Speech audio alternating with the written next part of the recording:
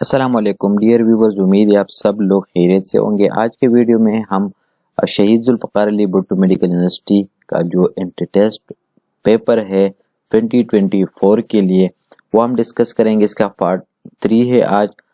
इस वीडियो में इंशाल्लाह हम 20 MCQs को एक्सप्लेन करेंगे। अगर आप लोगों ने पहले पार्ट्स नहीं देखे तो पहले वो देख ले। अगर आप अपकमिंग टेस्ट के लिए प्रिपरेशन करना चाहते हो तो इसी साल के लिए हम एक पेड कोर्स शुरू करने जा रहे हैं, तो आप इसी नंबर पर कांटेक्ट भी कर सकते हैं। अगर इस चैनल पर आप नहीं है तो चैनल को जरूर सब्सक्राइब करें। तो चलिए शुरू करते हैं। MCQ नंबर 41 MCQs है कि the forces involve in newton third law act. जो न्यूटन का थर्ड लॉ है उसमें जो फोर्सेस इन्वॉल्व है वो आया सेम ऑब्जेक्ट पर होते हैं, डिफरेंट ऑब्जेक्ट पर होते हैं, सेम डायरेक्शन पर होते हैं एंड परपेंडिकुलर डायरेक्शन। तो यहाँ पर जो करेक्ट ऑप्शन है हमारे साथ वो है ऑप्शन बी, अनडिफरेंट ऑब्जेक्ट। जो ऑब्जेक्ट आप किसी भी दूसरे ऑब्जेक्ट के साथ हिट करते हो तो जितना फोर्स दूसरे ऑब्जेक्ट पर लगते हैं सेम ही इसी ऑब्जेक्ट पर लगते हैं। So the forces acted on two different object. MCQ number 42 है कि a car is driven east for a distance of 50 km then to north for 30 km. What is the total displacement of the car from the starting points? Option दिए हुए कि 55 kilometre, 33 kilometre, 58.3 kilometre and 68 kilometre. MCQs कहते हैं कि एक car है जो 50 kilometre उसने डिस्टेंस कवर किया ईस्ट की तरफ और फिर उसने नॉर्थ की तरफ 30 किलोमीटर डिस्टेंस कवर किया, तो इसका डिस्प्लेसमेंट क्या है। तो यहाँ पर एक पिक्चर में दिखा देता हूँ आप लोगों को एक्सप्लेनेशन के लिए। यहाँ पर आप लोग ये पार्ट सी जो है ना आप टोटली इग्नोर कर ले। ये है पार्ट जो ईस्ट की तरफ इसने 50 किलोमीटर डिस्टेंस कवर किया। मिसाल के तौर पर 10 किलोमीटर के लिए हमने 1 सेंटीमीटर डिस्टेंस ले लिया पेज पर। तो ये ए जो शो हो रहा है ये ईस्ट की तरफ इसने 50 किलोमीटर डिस्टेंस कवर किया। फिर इसने बी जो है ना वो नॉर्थ की तरफ 30 किलोमीटर डिस्टेंस कवर किया। अभी जब हमने डिस्प्लेसमेंट मालूम करना है तो हमने यहाँ से ये वाला जो डिस्टेंस है इसको जो है ना मेजर करना है। ये जितना आता है तो फिर उसने हम ये डिस्टेंस जो है ना हमारा डिस्प्लेसमेंट है जो यहाँ से यहाँ तक है। सो जब आप इसको जो है ना कैलकुलेट कर ले और शुरू में हमने जो स्केल लिया था 10 kilometre is equal to 1 centimetre, तो फिर अकॉर्डिंगली इसको कन्वर्ट कर दे। तो यहाँ से यहाँ को हमारा जो आंसर आएगा वो है 58.3 किलोमीटर। MCQ नंबर 43 है कि which of the following graph represent the uniform acceleration, कि इसमें कौन सा ग्राफ जो है ना यूनिफॉर्म एक्सेलरेशन को रिप्रेजेंट करता है। तो ये बहुत इजी MCQ है। ऑप्शन बी यहाँ पर करेक्ट ऑप्शन है। ये एक यूनिफॉर्म एक्सेलरेशन को जो है ना रिप्रेजेंट करता है। ठीक हो गया। अच्छा, MCQ नंबर 44 है कि which one of the following is vector quantity. Scalar और वेक्टर क्वांटिटी आप लोगों को पता है। तो यहाँ पर ऑप्शन दिए हुए कि work, distance, power and torque. तो आप लोगों को पता है कि torque is a vector quantity and it need direction. और आप लोगों को पता है कि वेक्टर वो क्वांटिटी होते हैं जिसके लिए डायरेक्शन की जरूरत होती है।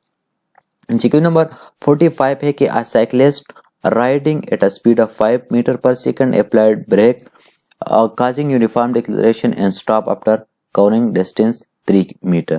How long did he take to stop after applying? वो कह रहा है कि एक साइकिलिस्ट है वो साइकिल चला रहा है 5 मीटर पर सेकंड के स्पीड से, उसने फिर ब्रेक अप्लाई किया और 3 मीटर आगे वो स्टॉप कर दिया।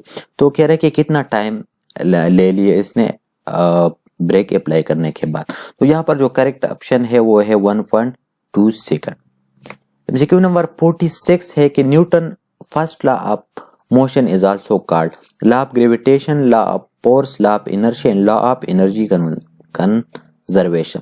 तो यहाँ पर जो MCQ जो कह रहा है कि Newton first law of motion को क्या कहते हैं। So Newton first law of motion also known as law of inertia. MCQ number 47 है कि a force acting on a body of mass 5 kg।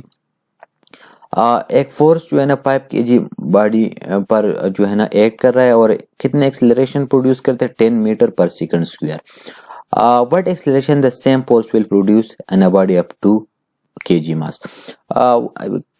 MCQ ये कह रहे हैं कि अगर हम जो है ना सेम फोर्स 2 kg बॉडी पर अप्लाई कर दे तो कितना एक्सेलरेशन प्रोड्यूस करे 10 metre per second square 15, 20 and 25। यहाँ पर जो करेक्ट ऑप्शन है वो है option D 25 metre per second square. Solution इस तरह है। आप लोगों को एक्सप्लेनेशन है कि हमें पता है कि फोर्स जो है ना वो mass multiplied by acceleration F is equal to M A. पहले कंडीशन हमें दिया है कि जो हमारे साथ मास है बॉडी की वो 5 kg है और जो एक्सीलरेशन प्रोड्यूस हुआ है वो 10 मीटर पर सेकंड स्क्वायर। तो हमारे साथ फोर्स जो है ना 50 न्यूटन आ गया। अभी कह रहे हैं कि कितना एक्सीलरेशन प्रोड्यूस होगा जब हमारे पास बॉडी की मास जो है ना 2 kg होगी। तो एक्सीलरेशन जब हम इसको फार्मूले को रीअरेंज कर ले तो ये acceleration is equal to F divided by m। Force हमारे साथ ऑलरेडी नोन है 50 kg and mass force 50 newton and mass 2 kg। तो जब आप इसको कैलकुलेट कर ले तो हमारे साथ आंसर आता है 25 metre per second square acceleration जो है ना वो प्रोड्यूस होगा। तो यहाँ पर जो 47 में जो करेक्ट ऑप्शन है वो है 25 मीटर पर सेकंड स्क्वायर। अच्छा 48 एमसीक्यू नंबर 48 है कि multiplied or dividing vector by scalar resultant N.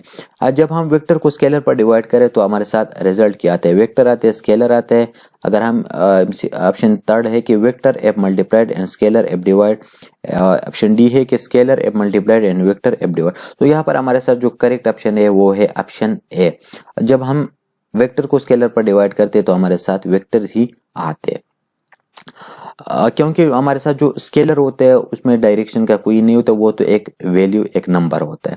MCQ number 49 है कि which one of the following is always positive. Option A है direction, magnitude, scalar and vector. इसमें कौन सा always positive है? तो यहाँ पर जो हमारे साथ जो करेक्ट ऑप्शन है 49 में वो है मैग्नीट्यूड।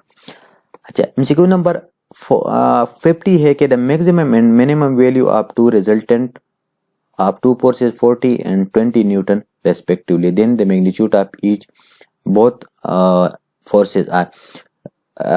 MCQs इस तरह है कि हम दो फोर्सेज हैं हमारे साथ जिसका मैक्सिमम वैल्यू 40 आता है और मिनिमम रिजल्टेंट जो है ना वो 20 आता है।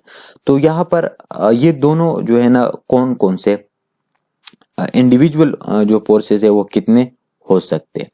तो यहाँ पर जो करेक्ट ऑप्शन है वो है 30 और 10।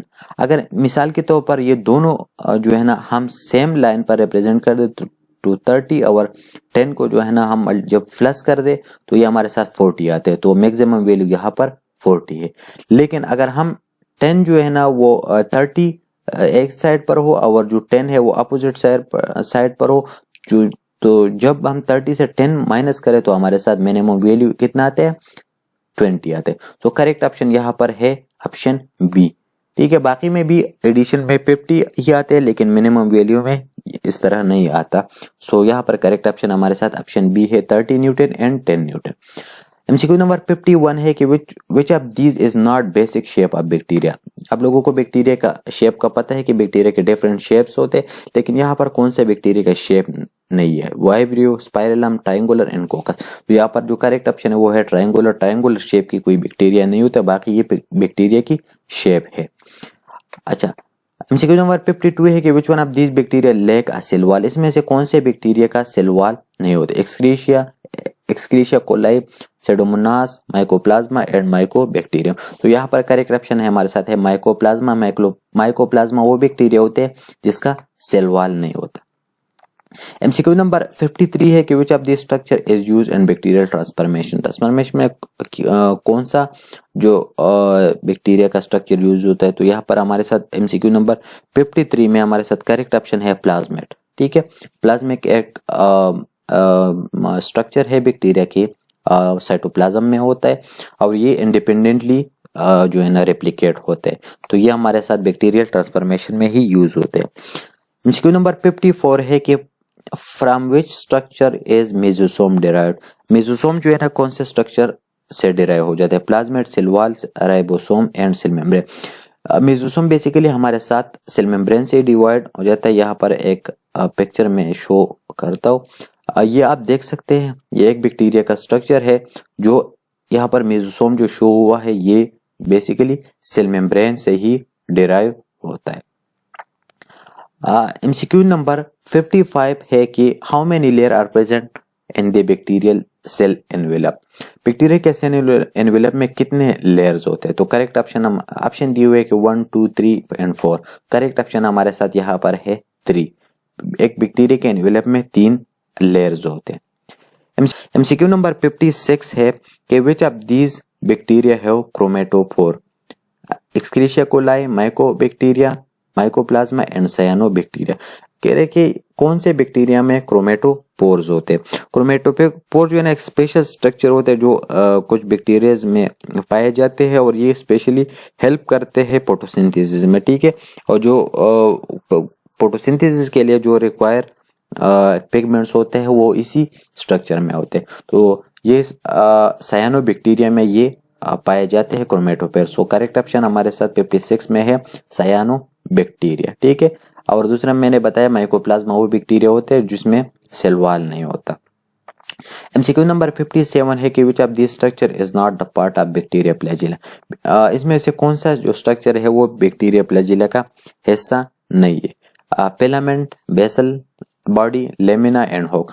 ये 3 पार्ट जो है ना filament, basal body and hook ये हमारे साथ फ्लैजिला का पार्ट्स है, लेकिन लेमिना जो है ना वो फ्लैजिला का पार्ट नहीं है। फ्लैजिला क्या है? ये बैक्टीरिया की एक पार्ट है जो इसके मूवमेंट में हेल्प करता है। MCQ नंबर 58 है कि which of this is not surface structure in bacteria? इसमें से कौन सा जो है ना वो बैक्टीरिया का सरफेस स्ट्रक्चर नहीं है। Flagella, pili, mesosome and fimbriae. ये जो 3 है फ्लैजिला, फेलाई एंड फेब्राई ये बैक्टीरिया के सरफेस स्ट्रक्चर है, लेकिन मेसोसोम मैंने पहले बताया कि मेसोसोम बेसिकली सेल मेम्ब्रेन से ही इन्वर्ट होता है, so it is not a surface structure of bacteria. MCQ number 59 है कि which of this statement is not true regarding to inclusion bodies and prokaryotes? इसमें से कौन सा सेंटेंस प्रोक्रियाट के जो स्ट्रक्चर के लिहाज से वो सही नहीं है। Resolved material and stored in these structure, they are bound by single membrane gas vacuoles bound in the blue green, they lie pre in the cytoplasm। तो यहाँ पर जो करेक्ट ऑप्शन है कि ये है option B, they are bound by single membrane. Prokaryotes में जो है ना जितने भी ऑर्गेनेलिज या जितने भी मटेरियल है वो मेम्ब्रेन बाउंडेड नहीं होते। सो करेक्ट ऑप्शन हमारे साथ जो है ना ऑप्शन बी है। MCQ नंबर 60 है कि what are the sub unit of prokaryotic ribosome? आप लोगों को पता है कि राइबोसोम के 2 जो है ना सब यूनिट होते हैं, ठीक है। प्रोक्रियाटिक राइबोसोम का जो यूनिट्स है ठीक है वो है 50 और 30s के, ठीक है।